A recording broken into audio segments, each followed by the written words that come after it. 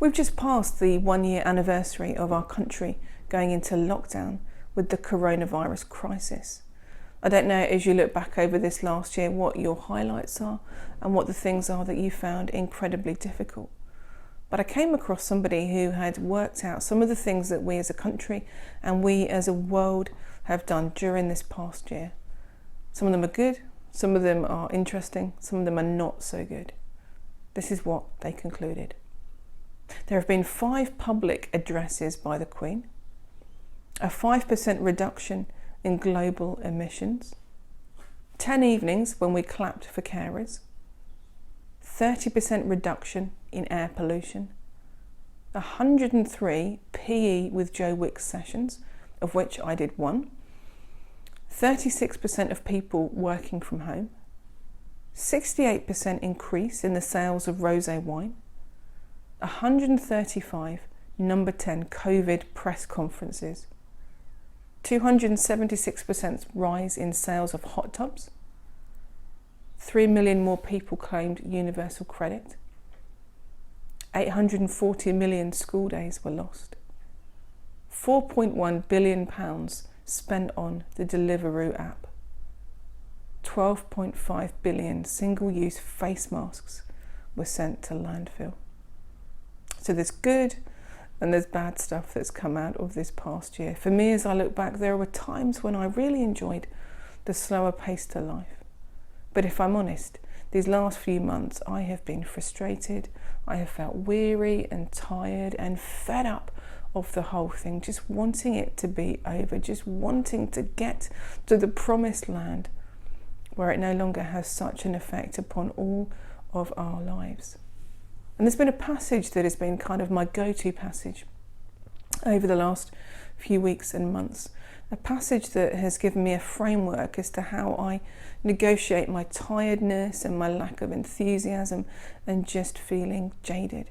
And it comes from John's Gospel, John chapter 15, and this is Jesus talking to his disciples. He says this: "Remain in me as I also remain in you. No branch can bear fruit by itself. It must remain in the vine. Neither can you bear fruit unless you remain in me. I am the vine, you are the branches. If you remain in me and I in you, you will bear much fruit. Apart from me, you can do nothing. If you do not remain in me, you are like a branch that is thrown away and withers.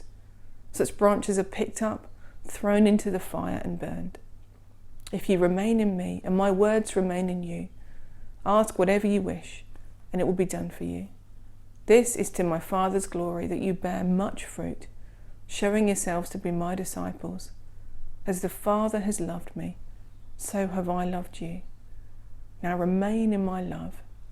If you keep my commands, you will remain in my love, just as I have kept my Father's commands and remain in his love. I have told you this, so that my joy may be in you, and that your joy may be complete." As you look at that passage, those that are quick on the uptake will notice that Jesus uses the word remain at least 10 times. In some other translations of the Bible, it uses the word abide. Now, when Jesus repeats something once, he's making a real point, but to repeat it 10 times, this is something key. This is something that Jesus is really trying to get us to begin to understand and to live in the light of. Jesus says time and time again, remain, remain, remain in me, remain in my love. And he says it that he knows that when we are connected with him, when we are journeying through life and we are doing it in his strength, with his Spirit at work in us, in his power, it is then that we know his love. It is then that we know his strength. It is then that our lives make sense, that he's able to lead us and to guide us and to meet us in those places where we're frustrated, where we're jaded, where we think, I can't do any more. And Jesus says, it's okay. Remain in me. Seek me.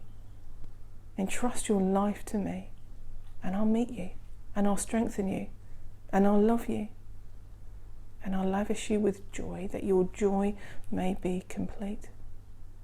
One of the problems with us as a human race is that we very often forget about Jesus throughout the day, and we go off and we do things in our own strength. And remaining isn't a one-off choice. It isn't something that we say first thing in the morning, I want to remain in you, Jesus.